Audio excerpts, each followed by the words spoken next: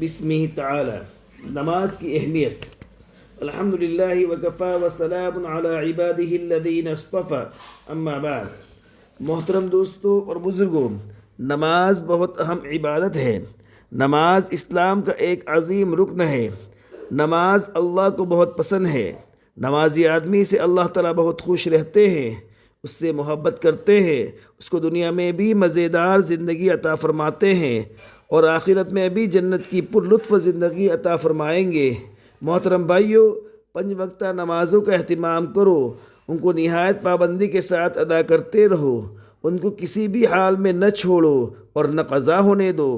اپنے گھر پر ہو تب بھی ان نمازوں کا اہتمام کرو، بازار میں ہو تب بھی، کھیت میں ہو تب بھی، وطن میں ہو تب بھی، سفر میں ہو تب بھی، تندرست ہو تب بھی، بیمار ہو تب بھی۔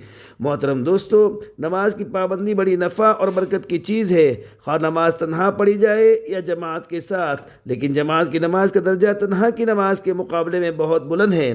جماعت کی نماز تنہا کی نماز سے 27 درجہ افضل ہے، یعنی اگر کوئی نماز تنہا پڑھی جائے تو اس پر جتنا ثواب ملے گا، وہی نماز اگر جماعت سے پڑھ لی جائے تو 27 گنا زیادہ ثواب ملے گا۔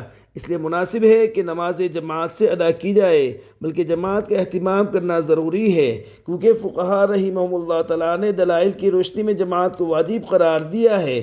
محترم بھائیوں، نمازوں کو نہایت اطمینان اور خشوع اور خضوع کے ساتھ ادا کیا کرو، کیونکہ نماز ایک تحفہ ہے جس کو بندہ اللہ تبارک تعالیٰ کی بارگاہ میں پیش کرتا ہے، اور چونکہ اللہ تعالیٰ سب سے بڑے ہیں اس لیے ان کی بارگاہ میں پیش کیا جانے والا تحفہ بھی بہت اچھا ہونا چاہیے۔